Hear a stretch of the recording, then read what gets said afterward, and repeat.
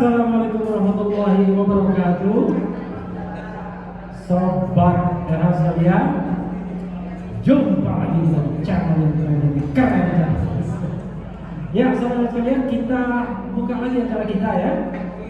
Makan dengan cara yang sederhana, sholat dengan cara yang mewah. Dan kita mulai lagi. Kalau tadi sesi diskusi, apapun pendapat dari diskusi tersebut ya. Tetapi sekarang kita memulai edisi orasi. Seperti yang saya katakan, tidak ada yang tidak saya kasih kesempatan. Semuanya saya kasih kesempatan, bahkan saya tunggu sampai subuh sekalipun. Cuma ada orang-orang yang memang mau ada ajaran. Jadi kita maklumi. Pak Suhada bisa tunggu Pak ya? Oke. Karena sudah hadir juga salah seorang orang tua korban, Pak Suhada ya.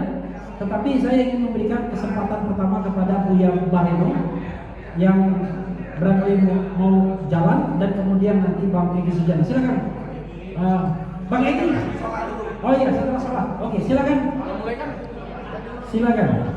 Di tempat sini. Tepuk tangan buat Buya Bareno atau Bareno? Bareno, Buya Fikrin Bareno ya. Kalau Bareno mobil soalnya.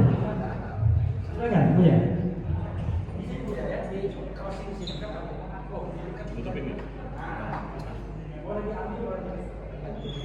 Assalamualaikum warahmatullahi wabarakatuh.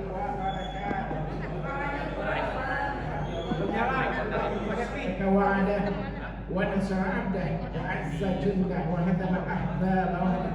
Asyhadu an la ilaha illallah wahdahu la syarika lah wa asyhadu anna Muhammadan abduhu wa rasuluh. Allahumma shalli wa sallim ala Muhammad wa ala alihi wa sahbihi ajma'in. Amma ba'd.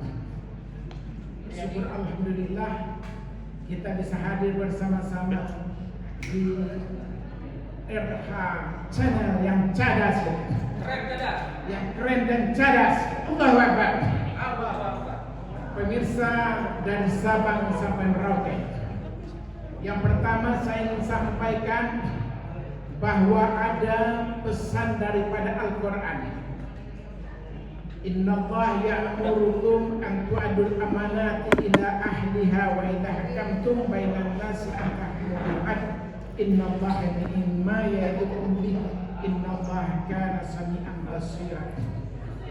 Bahwa di dalam surah An-Nisa ini Allah memerintahkan kita untuk menegakkan keadilan terkait dengan persoalan kilometer 50 ini. Sudah berjalan 44 tahun dari tahun 2000 Desember 7 Desember tahun 2000.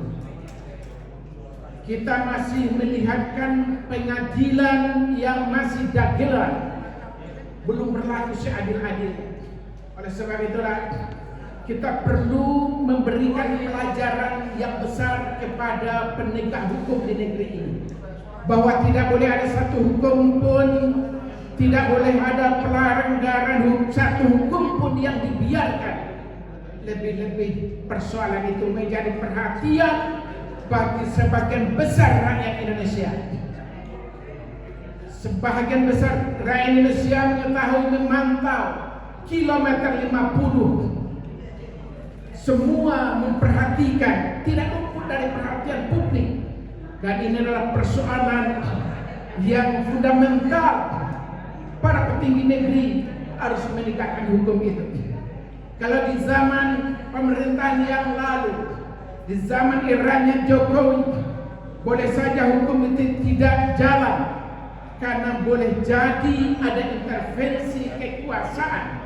Karena banyak orang-orang yang memegang posisi penting di zaman itu, boleh jadi dia terlibat dengan persoalan kilometer 50. Tetapi setelah 20 Oktober kemarin, dengan adanya pemerintahan baru yang dipimpin oleh Jenderal Prabowo Subianto, maka publik negeri ini dari Sabang sampai Merauke, 200 juta rakyat Indonesia mengamanahkan kepada saudara Presiden Prabowo agar hukum betul-betul sesuai dengan amanah konstitusi, bahwa hukum harus menjadi panglima keadilan sosial bagi seluruh rakyat Indonesia, kemanusiaan yang adil dan beradab. 2 kali kata-kata ini disebutkan dalam Pancasila yang merupakan dasar bagi negara ini. Begitu juga amanah dari Konstitusi Undang-Undang 45 agar negara menjamin kepastian hukum itu.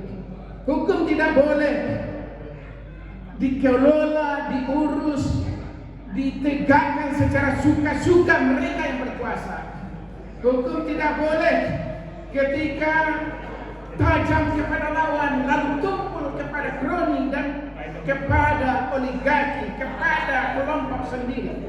Hukum harus berdiri tegak dia.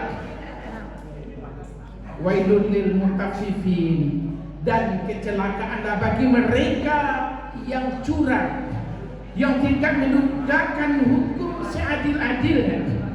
Oleh sebab itu, bagi kita rakyat Indonesia, pembantaian 6 syuhada bukan persoalan yang main-main. Meski berjalan 4 tahun, amanah itu kembali kita tekankan kepada presiden yang hari ini berkuasa, bahwa tidak boleh ada satu hukum pun yang diabaikan. Lebih-lebih persoalan itu adalah menyangkut dengan jiwa manusia. Bahwa Islam mengajarkan kepada kita pembunuhan terhadap satu jiwa manusia sama dengan pembantaian seluruh umat manusia. Tempoh hari itu kita menyaksikan ada 6 syuhada yang dibantai yang secara sadis, yang tidak mendapatkan keadilan hukum. Artinya ini pesan sangat penting bagi konstitusi negara, bagi Pancasila, bagi Islam itu sendiri, bahwa membantai 6 syuhada bukan satu orang syuhada, lebih-lebih yang dibantai adalah pengawal ulama. Bapak dan Ibu, kita bisa saksikan betapa Khalifah Qasim Billah pada 837 Masehi ada seorang muslimah yang dinestakan oleh orang-orang Roma. Maka dia berteriak, "Ya Mu'tasim." Dia berteriak, "Ya Mu'tasim, kemana Mu'tasim?" Maka Khalifah Mu'tasim dia mengirimkan pasukannya lalu menyerang itu Roma dan membebaskan kota Amorium dari orang-orang kafir. Dan sejarah itu mencatat ada 30.000 tentara daripada Roma yang terbunuh, dan bahkan 30.000 lagi tentara Roma yang ditawan. Itu adalah demi seorang nyawa muslimah, bahkan dia muslimah yang tidak merdeka. Begitu Islam menjunjung tinggi sebuah nyawa manusia. Kalau 4 tahun yang lalu, saudara-saudara sebangsa setanah air, ada 6 nyawa yang dibantai, maka hari ini kita serukan apa yang diserukan muslimah itu. Wahai pemerintah Prabowo, wahai penegak hukum di zaman Prabowo hari ini yang Anda memegang kendali hukum, maka rakyat negeri ini mengamanahkan kepada Anda untuk menegakkan keadilan pembantaian syuhada kilometer 50 dengan seadil-adilnya. Karena tidak boleh ada satu pembantaian umat manusia yang diproses dengan suka-suka mereka yang berkuasa. Dan yang terakhir, kita perlu memberikan, ini adalah pelajaran buat generasi kita mendatang, bahwa tidak boleh ada satu pemimpin pun yang membiarkan hukum tidak tegak di negeri ini. Kita menyatakan bahwa Indonesia NKRI adalah negara hukum. Artinya hukum harus menjadi panglima. Keadilan harus ditegakkan seadil-adilnya. Dan lebih-lebih, rakyat negeri ini adalah rakyat yang agamis, rakyat muslimnya yang terbesar. Maka pesan-pesan Al-Quran, "I'dilu wa aqrabu lit-taqwa," berlaku adillah, karena adil itu lebih dekat kepada ketakwaan. Dan Rasulullah juga pernah mengingatkan kepada kita dalam sebuah riwayat, dalam hadisnya, bahwa pemimpin yang adil, pemimpin yang menegakkan hukum seadil-adilnya akan bersama syuhada, akan bersama sama Rasulullah kelak di surga. Oleh sebab itu, hari ini Bapak Jenderal Prabowo Subianto yang menjadi presiden, insya Allah ini adalah jenderal yang cerdas, jenderal yang berani, yang pernah memimpin Kopassus.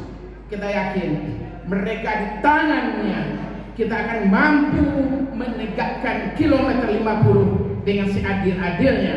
Takbir, Allahu Akbar, Allahu Akbar, Allahu Akbar. Terima kasih. Wabillahi taufiq wal hidayah. Assalamualaikum warahmatullahi wabarakatuh.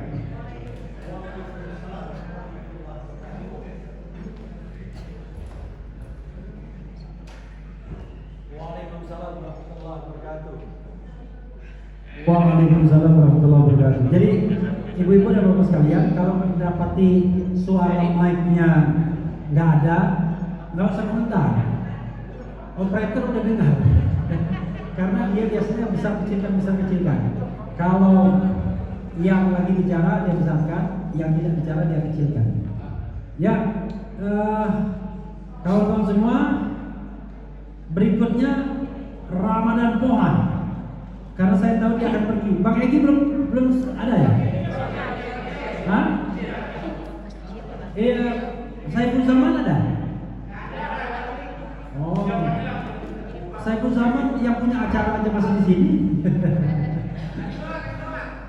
Yang ada siapa? Damai Hari Bugis. Bukan kan? Yang mau pergi Bang Ramadan Pohan. Bang Rampo silakan. Om Dul. Bang Rampo. Di dalam situ, di luar. Oh, oke.